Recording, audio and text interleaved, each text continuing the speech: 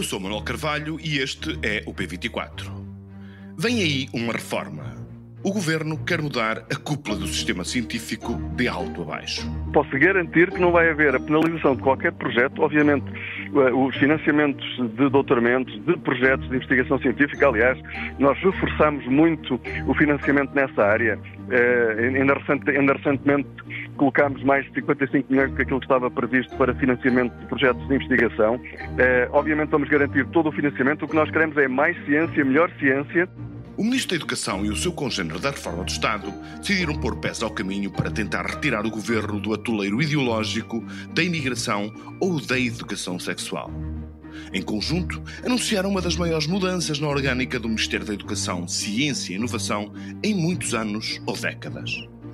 Fernando Alexandre falou num virar de página. No caso da ciência, sublinhou que em causa estavam organismos que deram o seu contributo para o país, mas que hoje estão obsoletos. Referia-se à Fundação para a Ciência e Tecnologia, a célebre FCT, e à Agência da Inovação. O Ministro quer fundir estes dois organismos numa Agência para a Ciência e a Inovação. Para se refletir e perceber o que está em causa, duas notas preliminares. Primeiro, a política pública para a ciência é, nos nossos tempos, um dos fatores mais importantes para se medir o foco e as perspectivas de futuro de um país. Ou seja, é uma coisa demasiado importante para interessar apenas aos cientistas. Segundo, para se pensar no alcance desta mudança, convém notar que Fernando Alexandre, o ministro, é um economista. Um economista que, sublinhe-se, produziu um estudo para a Fundação Francisco Manuel dos Santos, no qual dizia que um dos problemas da nossa economia é ser incapaz de criar produtos de valor acrescentado. Um país que fabrica, mas não cria. Um país que não sai da armadilha do rendimento médio. Ora, a criação nas economias modernas alicerça-se muito na ciência. O que o Ministro quer, em primeiro lugar, é acelerar a ligação entre os centros de investigação e o mundo das empresas, pondo-os sobre a égide da mesma agência. Nos últimos anos, Portugal fez um belo caminho na relação entre as universidades e as empresas. Transformações em setores como o do calçado ou da têxtil não aconteceriam sem as universidades. Mas ainda há um longo caminho a percorrer. Veja-se, por exemplo, o número de doutorados que trabalham nas empresas. Em 2012 eram 1.246, ou seja, 5% do total. Em 2023 eram já 3.946, 10% de todos os doutorados em Portugal. Um belo avanço, que ainda assim empalidece com o que se passa na Europa. Na União, 56% dos doutorados trabalham nas empresas. Será este o caminho para colocar a ciência e os cientistas portugueses mais ligados à necessidade da transformação estrutural da economia? Será que agora, como suspeitam alguns cientistas, a ciência passará a ser dominada pelo utilitarismo e não pelo saber, desligando-se, por exemplo, da investigação fundamental ou das ciências sociais e humanas? Para o episódio de hoje, convidamos José Carlos Caldeira, administrador do Inasctec, no Porto, uma instituição de referência na ligação ciência-empresas, e da Produtec, polo de tecnologias de produção. José Carlos Caldeira foi ainda presidente da Agência de Inovação, que se vai extinguir. O seu percurso profissional fez-se sempre com um pé na ciência e outro no mundo da economia real. Este é o P24, o seu dia começa aqui. José Carlos Caldeira, muito obrigado por estar connosco no P24. Em primeiro lugar, pedi-lhe que, para recorrer à sua experiência e conhecimento do que se passa na Europa, e que nos diga o que é que falta à ciência em Portugal para se poder comparar com a vanguarda dos países europeus. A ciência portuguesa tem exemplos de excelência a nível internacional em várias áreas e, portanto, nós produzimos ciência de alta qualidade em Portugal. Agora, há efetivamente um conjunto de problemas que o nosso ecossistema de ciência, tecnologia e inovação tem, e eu gostaria de dizer que eu estou completamente de acordo com o diagnóstico que é apresentado: excesso de entidades, sobreposição e confusão de funções, falta de alinhamento de coordenação, etc, etc, e também com o facto deste diagnóstico ser conhecido e mais ou menos consensual há muito tempo.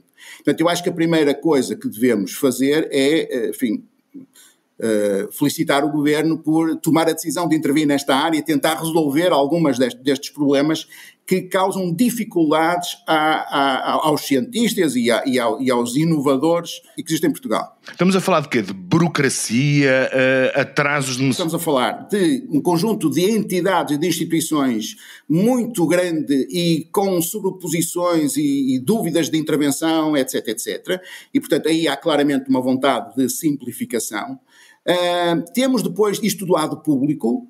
Temos depois também do lado das entidades, sobretudo nos últimos anos, isto tem aumentado de forma muito considerável o número de entidades nesta interface entre a ciência e a economia ou a inovação, e portanto temos hoje atualmente um conjunto também muito grande de entidades, desde instituições de ID, laboratórios associados, laboratórios colaborativos, CTIs, clusters, digital investment, há aqui um conjunto muito diversificado de entidades e que carecem também de algum tipo de racionalização e de clarificação de intervenção, e, portanto, eu, quanto a isso, parece-me bem, estou completamente de acordo que se olhe para este sistema. Eu costumo dizer que nós devemos investir mais em ciência, em tecnologia e inovação, temos que investir mais, mas devíamos investir pelo menos o mesmo tempo em racionalizar o sistema, ou seja, aumentar a eficácia e eficiência do nosso Sistema Nacional de Ciência e Tecnologia, porque há muitas perdas ao longo deste sistema. Já agora, isto não é um problema apenas de Portugal, é um problema a nível europeu, nos países mais do que noutros,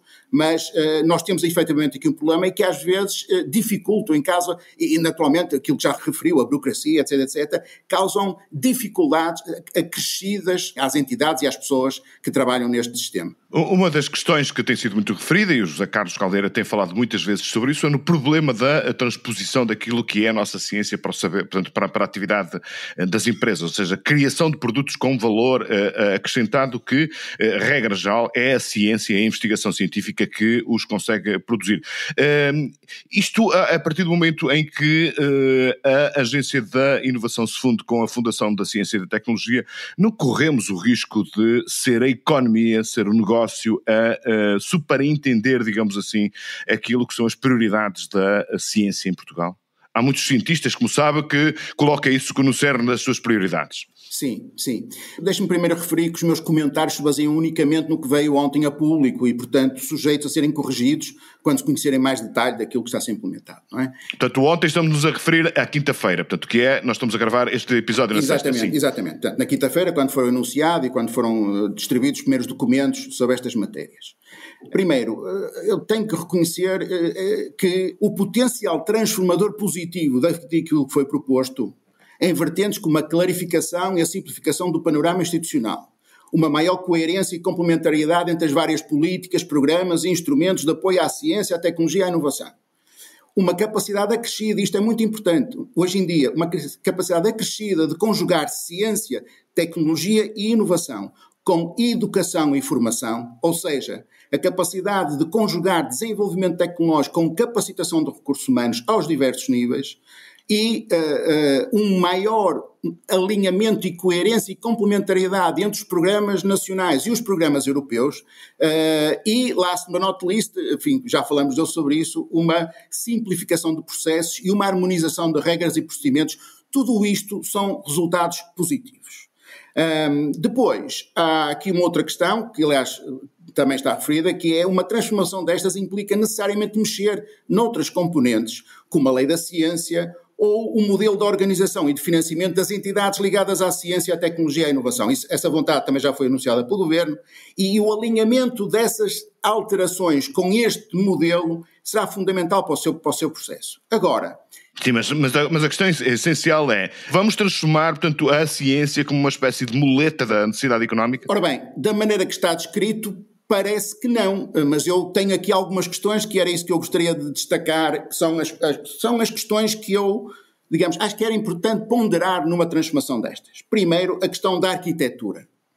Aqui, aparentemente, o que pretende-se juntar numa mesma instituição ciência, desenvolvimento tecnológico e inovação de base tecnológica, que são três coisas diferentes. Ora, a minha experiência de 40 anos de trabalho no INESC-TEC e, sobretudo, nesta interface entre ciência e inovação, e entre academia e empresas, ensinou-me que é difícil juntar debaixo do mesmo teto as duas coisas, ciência e inovação. Não estou a dizer investigação, estou a dizer ciência... Que é aquilo que o Governo quer fazer, precisamente. Estou a dizer aparentemente com os cuidados todos que isto quer dizer.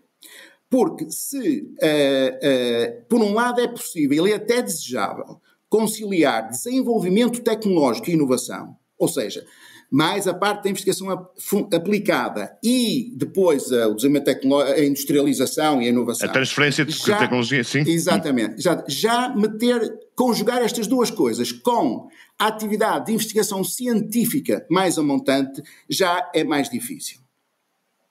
E não deve ser por acaso que normalmente estas duas atividades são implementadas por entidades distintas em vários países e, em diversos casos, tuteladas por ministérios diferentes.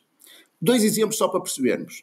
Na Finlândia existe o Research Council of Finland, que é tutelado pelo Ministério da Educação, Cultura e Ciência, portanto, pela componente da ciência, e que financia, sobretudo, a investigação científica. E depois temos o TECAS, que até, entretanto, alterou a designação para Business Finland, portanto, uma coisa muito mais próxima, digamos, da economia, e que é o mais importante financiador público de investigação e inovação, não necessariamente de ciência, de investigação e de inovação, sendo que, neste caso, é tutelado pelo Ministério da Economia, do Emprego e da Economia.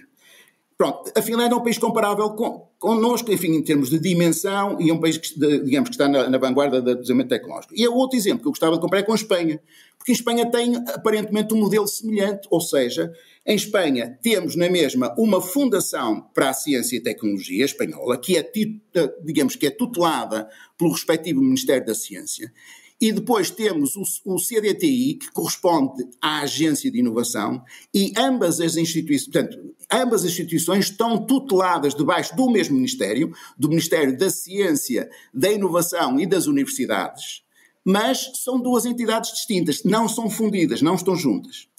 Ora, esta opção por colocar tudo numa entidade vai trazer grandes desafios em várias vertentes, na minha opinião, e é isto que eu acho que deve ser ponderado, desde a organização interna até a articulação com os ministérios setoriais, não é só com a economia, não esqueçamos que temos depois a saúde, temos o mar, temos vários outros, digamos, a agricultura, onde existe inovação tecnológica, passando pela contratação e pela gestão das pessoas e das equipas que têm missões razoavelmente distintas, não é? E, portanto, aquilo que é um modelo habitual noutros países, aquilo que são mais próximos da nossa realidade, não me peçam para fazer comparações com os Estados Unidos, porque eu recuso-me a fazer comparações desse tipo, eu comparo-me com aquilo que é mais ou menos comparável. Normalmente estas 2 atividades estão em entidades distintas, precisamente porque elas têm. Agora, é fundamental que haja uma articulação e uma coordenação e um alinhamento entre estas 2 atividades, porque nós temos que assegurar que há um fluxo de conhecimento e de pessoas entre a investigação científica mais a montante e depois a investigação aplicada. E isso é fundamental que exista, mas não tem necessariamente que ser dentro da mesma entidade. Se for dentro da mesma entidade, como eu digo, é possível, veremos, mas isto vai trazer desafios, na minha opinião, desafios fortes sobre isso. E agora, quanto a isto, se é a economia que vai tomar conta? Quer dizer, isto estando debaixo do Ministério da Ciência, aparentemente é ao contrário. Eu diria, aparentemente é ao contrário. É a ciência que vai tomar conta do resto. Se isto estivesse debaixo do Ministério da Economia, eu diria que teria razão, mas aparentemente é ao contrário. Eu acho que não é isso que vai acontecer e, portanto, o outro aspecto importante nesta discussão é aquilo que eu já disse, é como é que esta entidade vai articular com os ministérios setoriais, não é? Esta necessidade mostrada pelo Governo em mudar, portanto, em fazer esta fusão, representa de alguma forma, portanto, um sinal de que o balanço que nós podemos fazer na relação entre a academia, entre a ciência e as empresas, não tem corrido particularmente bem. Há um dado que, de alguma forma, é ilustrativo. Nós temos 10% dos nossos doutorados a trabalhar nas empresas, enquanto que a média europeia são 56% dos doutorados a trabalhar nas empresas. O que levanta muitas vezes uma questão, quem é que tem a responsabilidade? São os doutorados que não querem ir trabalhar para as empresas ou são as empresas que não estão suficientemente evoluídas para poderem acolher e perceber qual é a importância de ter gente doutorada nos seus quadros? Eu diria que há uma coisa que tem a ver com o nosso tecido empresarial atual e nós não vamos conseguir mudar por decreto de um dia para o outro. O que nós podemos fazer, naturalmente, é ajudar a que esse tecido económico, esse tecido empresarial evolua, E isso tem vindo a acontecer porque o número de empresas, mesmo dos setores mais maduros, que estão a investir em ideia e inovação, tem crescido de forma significativa e, digamos, a própria atividade da Agência de Inovação, que é quem concentra uma parte importante daquilo que é a investigação colaborativa, mostra isso, e não só a nível nacional, também a participação das nossas empresas nos programas europeus também tem vindo a aumentar de forma significativa. Agora, nós temos que fazer esse percurso, não vamos mudar isso de um dia para o outro. Temos, naturalmente, que fazer um trabalho paralelo que apoia a criação de empresas de base científica e tecnológica, essas sim com uma matriz de especialização e de recursos humanos mais avançada, e depois temos é que ter os mecanismos que apoiem esta entrada e, sobretudo, a permanência dos doutorados nas empresas. Ora, se eu olhar historicamente, essa medida, digamos assim, começou há muitos anos por ser gerida pela FCT, sem grande sucesso. Depois, no início do PT 2020, houve uma medida de inserção de doutorados nas empresas, que estava inicialmente para ser implementada pela Agência de Inovação, mas depois de decisão dos POs, foi gerida pelos POs, também sem grande sucesso. POs, portanto, os programas operacionais, portanto, que gerem os fundos europeus. Exatamente, os fundos europeus. Portanto, e eu, na altura, estava na Agência de Inovação e a nossa proposta é que essa medida fosse gerida pela Agência de Inovação, precisamente porque na investigação colaborativa, ou seja, naquele conjunto de empresas que já colabora com as universidades, que é mais fácil meter esses doutorados. Portanto, isto devia ser uma medida, às vezes as medidas geridas pelas entidades que não são as mais corretas também, não é que a medida seja má, é que depois a implementação não é melhor, não é? E, portanto, há aí trabalho a fazer e que eu acho que é importante e que isto é uma oportunidade para melhorar muito, para detectar identificar e melhorar muito essas questões. Há aqui um aspecto que eu gostaria de destacar, é o seguinte: esta transformação, se há alguma coisa que me causou assim alguma perplexidade, alguma admiração, é o facto desta transformação ter sido anunciada sem vou-lhe chamar uma consulta pública, ou seja, sem ouvir um conjunto mais largo, mais alargado de entidades e de pessoas, para que se possa compreender a anteriori todas as consequências e implicações desta transformação. Eu espero sinceramente que ela ainda possa vir a acontecer, portanto, enfim, que agora na fase de implementação essa possa vir a acontecer, porque a última coisa que eu gostava de ver era uma repetição do processo falhado anterior de fusão entre o IAPME e a Agência de Inovação, a qual eu acabei depois por ter um papel na sua reformulação. É que na altura também foi tomada uma decisão política sem ponderar muito bem as respectivas consequências. Não tenho a dizer que neste é o caso, mas só estou a dar este exemplo. O que resultou numa enorme atrapalhada, enfim, quem está no meio conhece, que acabou por obrigar o governo a reverter a decisão, o que acabou por custar uns milhões ao Estado, mas sobretudo aos agentes do Sistema Nacional de Inovação e à economia nacional. E, portanto, eu acho que era importante que uma alteração destas seja devidamente ponderada nas suas várias consequências, de modo a que quando dermos passos, possamos dar passos seguros e no caminho certo e com o envolvimento dos agentes mais ativos nestes domínios. Muito bem. José Carlos Caldeira, foi um prazer tê-lo aqui connosco no P24. Muito obrigado e até uma próxima. In Gaza City, children among those searching through the mountains of garbage, looking for food, scraps of plastic and burned paper. Notícias como esta, que nos dão conta daquilo que se passa na faixa de Gaza, têm-se multiplicado nas televisões de todas as línguas. As crianças palestinianas estão a ser assassinadas na faixa de Gaza pelo exército de Israel. O jornal norte-americano The Washington Post foi além dessa denúncia. Esforçou-se por dar um nome a essas 18.500 crianças e jovens vítimas dos bombardeamentos indiscriminados, da falta de medicamentos ou de alimentos. Numa tarefa insana, o jornal quis saber um a um quem eram para evitar que permanecessem na linguagem fria dos números. E em alguns casos, diz-nos até o que é que essas crianças gostavam, que sonhos tinham ou como morreram. Dedicou-se, assim, à mais nobre das missões do jornalismo, colocar a humanidade no centro da atenção, para que não nos esqueçamos nunca de que essas crianças tinham um nome, uma vida, família, sorrisos e aspirações como têm os nossos filhos ou os filhos dos militares que os continuam a matar. Uma vénia, portanto, ao The Washington Post.